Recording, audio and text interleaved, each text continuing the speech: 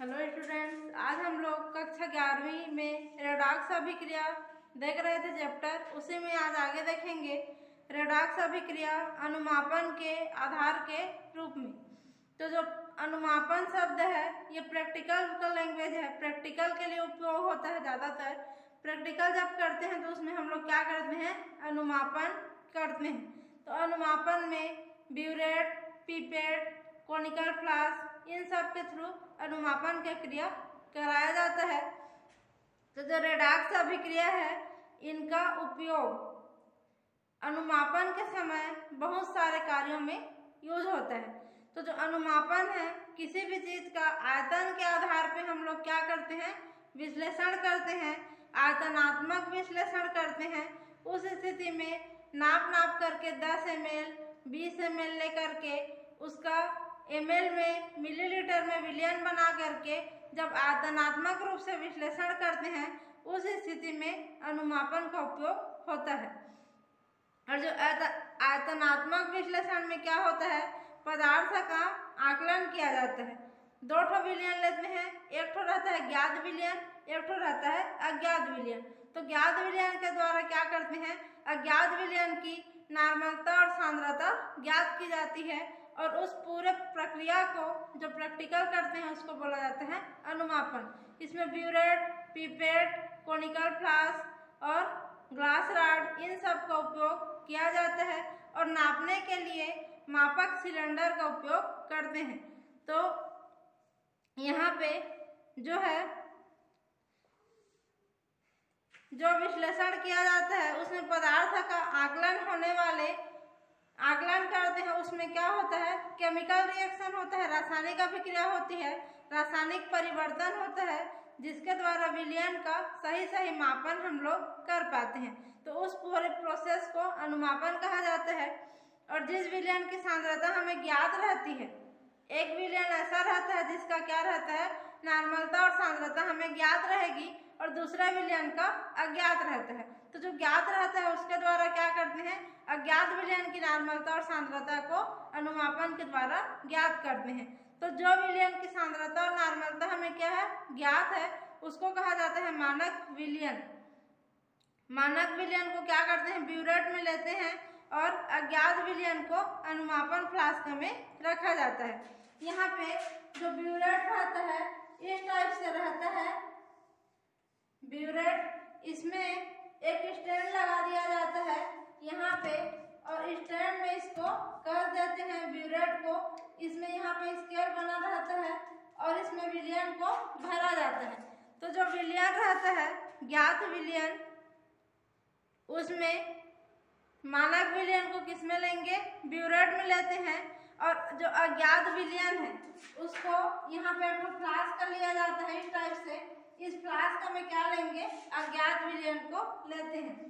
यहाँ पे इसको रखने के लिए यहाँ एक प्लेट टाइप से रहता है, इसमें क्या लेंगे, अज्ञात विलयन को। और यहाँ पे एक ठो रबड़ की टोटी लगी रहती है नल टाइप से, इसको दबा करके इसमें को थोड़ा ml नीचे गिराते जाते हैं और इसमें हिला करके कलर चेंज होता है उसको देख करके प्रैक्टिकल करते हैं। तो इस पूरे प्रोसेस में यह ब्यूरेट, यह कोनिकल फ्लास्क। तो इसमें क्या रहेगा, जिसकी नॉर्मलता और सांद्रता ज्ञात रहेगी उसको क्या बोलेंगे, ये यहाँ से बंद नहीं रहता है, खुला रहता है। यहाँ से हम लोग क्या लगाते हैं, कोनिकल फ्लास्क लगा करके इसमें विलयन को भरते हैं। तो ये जो है इसमें अनुमापन के द्वारा रेडॉक्स अभिक्रिया का यहाँ पे हम लोग क्या करेंगे, क्या क्या वहाँ पे रेडॉक्स अभिक्रिया का उपयोग होता है उसको देखेंगे। तो जो अम्ल और क्षार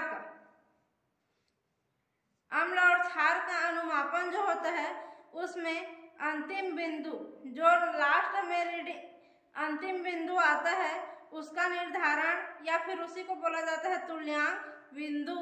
जब अम्ल की मात्रा क्षार की मात्रा के बराबर हो जाती है तो उसको क्या बोलते हैं, उदासीन बिंदु। तो वहाँ पे उदासीनीकरण की जो क्रिया होती है उसके लिए भी अनुमापन का उपयोग होता है। तो वहाँ पे sodium hydroxide NaOH sodium hydroxide है और HCl क्या है, अम्ल है। तो HCl को इसमें लेते हैं और सोडियम हाइड्रोक्साइड को ब्यूरेट में लेते हैं। इसकी नार्मलता और सांद्रता हमें ज्ञात रहती है और दो HCl बनाते हैं, एक की सांद्रता हमको ज्ञात रहती है और दूसरा HCl की सांद्रता हमें अज्ञात रहती है। तो पहले क्या करेंगे, ज्ञात वाले विलयन के साथ अनुमापन करके रीडिंग को नोट करेंगे, फिर दूसरे बार में अज्ञात HCl और इसके साथ में रीडिंग नोट करेंगे, फिर दोनों को साथ में गणना करते हैं और लास्ट में हम लोग निष्कर्ष पे पहुंचते हैं। तो यहाँ पे जो रेडॉक्स रसायन है उसका उपयोग कहाँ पर होता है, अम्ल और क्षार का जो अनुमापन होता है उसमें जो तुल्यांक बिंदु रहता है उसका उपयोग रंग परिवर्तन को दर्शाने के लिए किया जाता है। तो जो कलर इसमें रंग में परिवर्तन होता है उसको दर्शाने के लिए डाला जाता है उसको क्या बोलते हैं, सूचक कहते हैं, सूचक या फिर इंडिकेटर कहा जाता है। तो जो फिनाप्थलीन है, फिनाप्थलीन का जो विलयन रहता है उसको वहाँ पे क्षारीय विलयन में डालते हैं, माने कि NaOH यहाँ पे क्षार है। तो जब क्षारीय विलयन में डालेंगे तो क्या रहता है, गुलाबी कलर वहाँ पे देता है। तो विलयन का अनुमापन अम्लीय विलयन से किया जाता है। क्षारीय विलयन में डालते हैं फिनाप्थलीन को तो गुलाबी रंग देगा, फिर उसका अनुमापन क्या करते हैं, अम्लीय विलयन के साथ करते हैं। तो जो अंतिम बिंदु आता है लास्ट में, अंतिम बिंदु में जो गुलाबी कलर रहता है वह गायब हो जाता है। तो हमें पता चलता है कि यहाँ पे अम्ल और क्षार में उदासीनीकरण की क्रिया हो गई है और यह हमारा लास्ट का नोट करने वाला अंतिम बिंदु आ गया है। तो इस सिद्धांत में रेडॉक्स रसायन में भी इसका उपयोग होता है। एक या दो परिवर्तनों के साथ अम्ल और क्षार सूचक pH मान में भी परिवर्तन कर सकते हैं।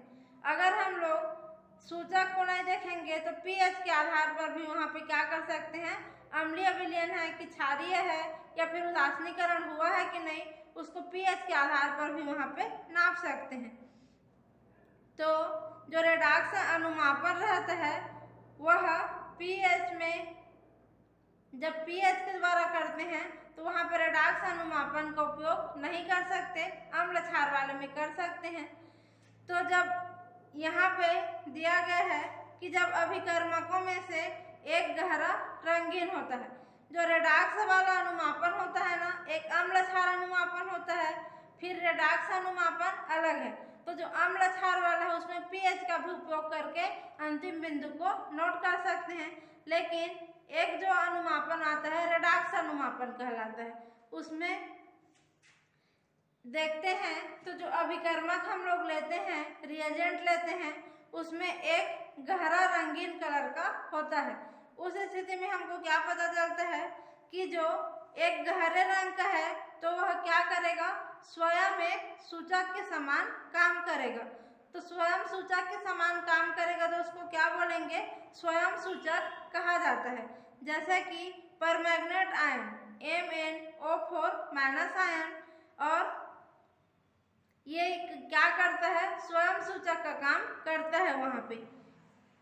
अब दूसरा देखते हैं कि जो जब अभिकर्मकों में से कोई एक सूचक को ऑक्सीकृत करता है, दो ठो अभिकर्मक लिए हैं, उसमें से क्या करेगा, एक अभिकर्मक किसी सूचक को ऑक्सीकृत करेगा। ऑक्सीकृत करेगा तो क्या होगा, वहाँ से इलेक्ट्रॉन बाहर निकलेगा, ऑक्सीकरण होगा तो, और अपचयन की क्रिया भी उसमें कहीं ना कहीं पाई जाएगी।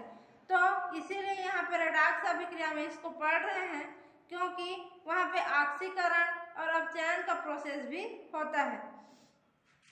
तो इसका इस तरह का जो अनुमापन है जिसमें ऑक्सीकरण होता है, वह परिवर्तन जो पोटेशियम परमैंगनेट था ना, उसी के समान पाया जाता है। और इसमें जो सूचक है वह अभिकारक के अंतिम बिंदु की क्रिया होने के तुरंत बाद क्या हो जाता है, ऑक्सीकृत हो जाएगा, और ऑक्सीकृत होकर के वहाँ पे कलर शो करता है।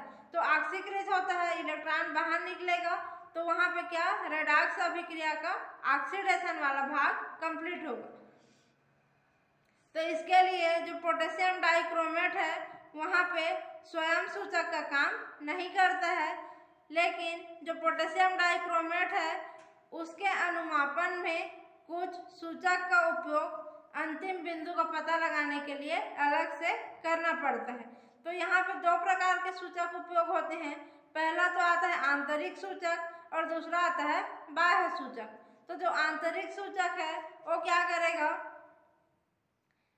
इन सूचकों को कुछ बूंदों को अनुमापन में शुरू में ही मिला दिया जाता है। जो अभिकारक रहेंगे उनमें अनुमापन शुरू करने के पहले ही कुछ बूंद उसमें मिला देते हैं, किसको, आंतरिक सूचक को, जैसे कि डाइफेनिल एमीन और एन डाइफेनिल एंथ्रानिलिक अम्ल। ये दोनों क्या है, आंतरिक सूचक के समान काम करते हैं। दूसरा हम लोग देखते हैं बाह्य सूचक। तो बाह्य सूचक क्या है, इन जो बाह्य सूचक रहेंगे उनको अनुमापन करते समय अभिकारक मिश्रण में नहीं डाला जाता है, माने शुरू से उसको नहीं डाले रहेंगे, लेकिन कई बूंदों को इसका जो बूंद है उसको बूंद बूंद करके बाद में उसमें मिलाया जाता है। शुरू से उसमें अभिक्रिया मिश्रण में उसको नहीं मिलाए रहते हैं। तो जो अभिक्रिया मिश्रण है उसकी कुछ बूंदों को कांच की एक छड़ की मदद से इसमें डाला जाता है, माने कांच की छड़ की सहायता से थोड़ा थोड़ा बाद में उसको डाला जाता है, तो क्या कहलाएगा, बाह्य सूचक कहलाएगा। अब आता है जब तीसरा नंबर देखते हैं तो इसमें है कि जब अभिकारक आयोडाइड आयन को आयोडीन में और आयोडीन को आयोडाइड आयन में ऑक्सीकृत कर सके। तो एक ऐसा अनुमापन भी आता है जिसमें क्या होता है, जो अभिकारक रहता है, क्रियाकारक रहेगा, वो क्या करेगा, आयोडाइड आयन जो रहेगा विलयन में उसको आयोडीन के रूप में चेंज करेगा। तो जो आयोडाइड आयन है उसमें क्या रहेगा, माइनस चार्ज रहेगा, और उसको आयोडीन में चेंज करेगा तो क्या आएगा, 0 आवेश उसमें आएगा। तो वहाँ पे क्या हो जाएगा, माइनस से 0 आवेश आ रहा है, माने कि ऑक्सीडेशन की क्रिया हो रही है। उसके बाद देखते हैं कि कुछ अभिकारक ऐसे रहते हैं जो क्या करते हैं, आयोडीन को आयोडाइड आयन में चेंज करेंगे। तो जो आयोडीन है उस पर 0 आवेश रहता है और आयोडाइड आयन में माइनस आवेश रहेगा। तो क्या होगा, आयोडीन से जब आयोडाइड आयन में चेंज होगा तो वहाँ पे रिडक्शन की क्रिया होगी। जैसे कि ये आयोडीन है, ये आयोडाइड आयन है, अब इसको I2 में जब चेंज करेगा और इसको फिर से I में चेंज करेगा। कुछ अभिकर्मक कैसे रहते हैं, यह आयोडाइड आयन इसको आयोडीन में चेंज करेगा। तो यहाँ पे देखो -1 है ऑक्सीकरण संख्या, यहाँ पे 0 है और यहाँ पे फिर से क्या है, -1 है। तो इससे इसमें चेंज होगा तो क्या होगा, ऑक्सीकरण संख्या में वृद्धि हो रही है, माइनस से 0 में आ रहा है। तो यहाँ पे क्या प्रोसेस होगा, ऑक्सीडेशन की क्रिया होगी। और दूसरा हम लोग देखते हैं कि 0 से किस में आ जाता है, माइनस में, माने कि आयोडीन से आयोडाइड आयन में चेंज होता है। तो यहाँ पे क्या हो रहा है, ऑक्सीकरण संख्या में कमी हो रही है, तो यहाँ पे जो रिडक्शन की क्रिया होती है। तो जो आयोडोमेट्रिक टाइट्रेशन जिसको बोला जाता है उसमें इस प्रकार की हमको क्रिया देखने के लिए मिलती है। अब रेडॉक्स अनुमापन के प्रकार, जो रेडॉक्स अनुमापन है उसको भी कई प्रकारों में बांटा गया है। तो पहला इसमें आता है पोटेशियम परमैंगनेट अनुमापन। इसमें क्या होता है, जो पोटेशियम परमैंगनेट अनुमापन है उसमें लाल गुलाबी रंग का पोटेशियम परमैंगनेट का जो विलयन रहता है ऑक्सीकारक के रूप में यूज होता है। माने कि जो रेडॉक्स अभिक्रिया है उसी का पहला प्रकार क्या है, पोटेशियम परमैंगनेट अनुमापन। तो रेडॉक्स अभिक्रिया है पहले से है तो उसमें क्या होगा, ऑक्सीडेशन होगा। तो जो ऑक्सीडेशन होगा उसमें ऑक्सीकारक के रूप में यहाँ पे किसको लिया जाता है, पोटेशियम परमैंगनेट के विलयन को लिया जाता है। और इसका जो कलर है वह लाल गुलाबी रंग का रहता है। तो इस प्रकार का जो अनुमापन है वो क्या कहलाएगा, पोटेशियम परमैंगनेट अनुमापन कहलाएगा, क्योंकि इसमें पोटेशियम परमैंगनेट ऑक्सीकारक का काम करेगा। अब इसमें इसका जो अंदर अभिक्रिया दिया हुआ है वो सब अभी थ्योरी की दृष्टि से ज़्यादा महत्वपूर्ण नहीं है, क्योंकि इन सब का उपयोग प्रैक्टिकल में होता है ज़्यादातर, तो उतना अंदर आप लोग को जाने की ज़रूरत नहीं है। कहाँ कहाँ किसको किसको यूज़ करते हैं इसको बस माइंड में आना चाहिए। दूसरा देखते हैं पोटेशियम डाइक्रोमेट अनुमापन। तो जो पोटेशियम डाइक्रोमेट अनुमापन है उसमें क्या होगा, जिसमें पोटेशियम डाइक्रोमेट माने K2Cr2O7 सूत्र याद रखना पोटेशियम डाइक्रोमेट का। तो पोटेशियम डाइक्रोमेट का सूत्र होता है K2Cr2O7, यह पोटेशियम डाइक्रोमेट। और पोटेशियम परमैंगनेट का सूत्र होता है KMnO4। पोटेशियम पर मैग्नेट, मैग्नेट माने कि मैग्नीज है इसमें, और डाइक्रोमेट पोटेशियम डाइक्रोमेट, क्रोमेट का मतलब है इसमें क्रोमियम है। तो यह दोनों को सूत्र को याद रखना है प्रैक्टिकल के लिए। यहाँ पे जो पोटेशियम डाइक्रोमेट को जब आक्सीकारक के रूप में उपयोग करेंगे तो क्या होगा, वह अनुमापन पोटेशियम डाइक्रोमेट का अनुमापन कहलाएगा। उसके बाद अगला तीसरा है इसमें सोडियम थायोसल्फेट का अनुमापन। तो जो सोडियम थायोसल्फेट है इसका उपयोग जब हम लोग क्या करते हैं अनुमापन में होगा तो वहाँ पे क्या कहलाएगा, सोडियम थायोसल्फेट अनुमापन कहलाएगा। और इस अनुमापन में आयोडीमिति और आयोडोमिति दो प्रकार का अनुमापन है। पहला है आयोडीमिति और दूसरा है आयोडोमिति। तो इन दोनों में क्या करते हैं हम लोग, सोडियम थायोसल्फेट विलयन का उपयोग किया जाता है। तो पहले देख लेते हैं आयोडीमिति। आयोडीमिति में क्या होगा, इन अनुमापन में आयोडीन विलयन को आक्सीकारक के रूप में उपयोग करेंगे। और जो सोडियम थायोसल्फेट का विलयन है वहाँ पे क्या होगा, सोडियम थायोसल्फेट का जो विलयन है उसको अपचायक के रूप में उपयोग करते हैं, और उसी विलयन को हाइपोविलयन या हाइपो सॉल्यूशन भी कहा जाता है।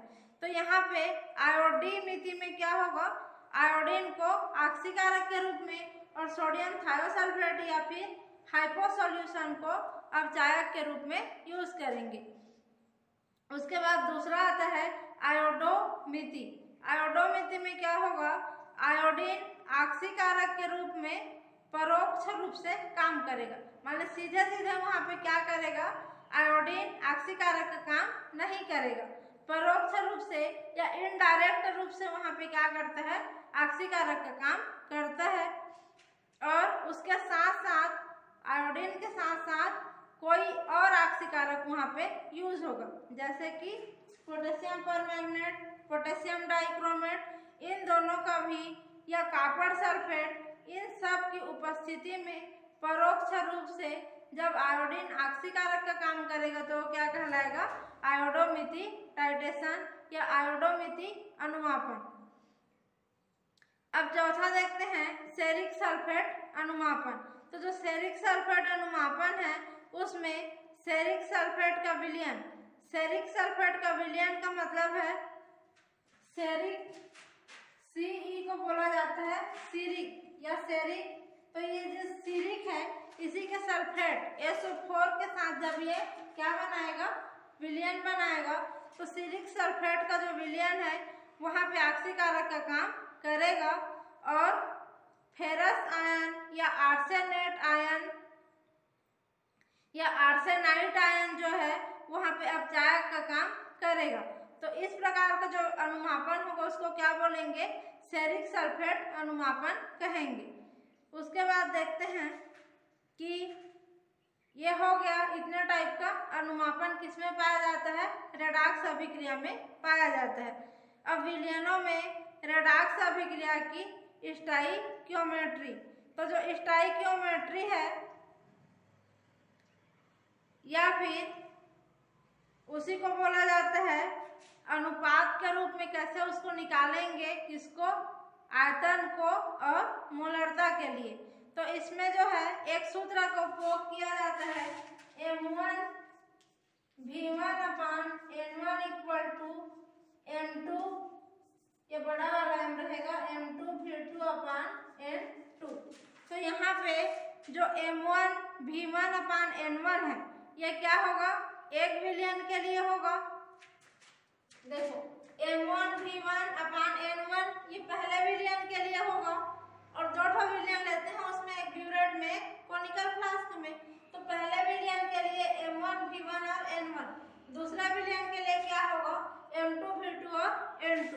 यहाँ पे ये जो सूत्र है किसके लिए है, अनुमापन में आयतन के आधार पे आकलन या फिर विश्लेषण करने के लिए लिया जाता है। तो इसमें अगर हम लोग देखते हैं तो जो N1 और N2 है कितना संख्या में उसको लिया गया है उसके स्टोइकियोमेट्रिक गुणांक को प्रदर्शित करेंगे। पहले विलयन का स्टोइकियोमेट्रिक गुणांक हो जाएगा N1, दूसरे विलयन का स्टोइकियोमेट्रिक गुणांक होगा N2। पहले विलयन के लिए मोलरता का मान होगा M1, दूसरे विलयन के लिए मोलरता का मान होगा M2। अब यहाँ पे आयतन के आधार पे आकलन कर रहे हैं, ये कैसे पता चलेगा, V1 क्या है पहले विलयन का आयतन और V2 है दूसरा विलयन का आयतन। तो इन सब के मान को अगर हम लोग इसमें इन दोनों का मान जब नहीं पता है या फिर इसमें से केवल एक का मान नहीं पता है और इन सब का मान पता है, तो इन सब के मान को क्या करेंगे, इसमें रखेंगे और गुणा भाग करेंगे, पक्षांतर करेंगे, तो हमको इसका मान निकल आएगा। या फिर इसका मान नहीं पता है और इन सब का मान हमको पता है, तो V1 का मान निकालने के लिए इन सब के मान को रख कर गुणा भाग करेंगे पक्षांतर करके, तो V1 का मान पता चलेगा। तो इन सब में से किसी एक का मान पता नहीं होगा और बाकी का मान पता होगा, तो इस सूत्र की सहायता से हम लोग क्या कर सकते हैं, उनका मान यहाँ से कैलकुलेट कर सकते हैं। तो ये हो गया आयतनात्मक आकलन के लिए। उसके बाद इसका हम लोग डिटेल से कहाँ देखेंगे, प्रैक्टिकल में और देखने को मिलेगा, ठीक है। इसके बाद है या फिर इलेक्ट्रोकेमिकल सेल है, उसके बारे में पहले वीडियो डाल चुका है, आप लोग उसको देख लेना और पढ़ लेना कैसे विद्युत रासायनिक सेल को प्रदर्शित करते हैं उसके बारे में। और जब विद्युत रासायनिक सेल और विद्युत अपघटनी सेल इन दोनों में अंतर को केवल शब्दों में दिया हुआ है, इसको आप लोग को पढ़ना है, बुक में मिलेगा 719 नंबर पेज पे। विद्युत रासायनिक सेल और विद्युत अपघटनी सेल में अंतर, इसको आप लोग को खुद से पढ़ना है, अगर समझ में नहीं आएगा तो पूछ सकते हो। उसके बाद हम लोग इससे आगे का अगली क्लास में देखेंगे। अभी के लिए बस यहीं तक।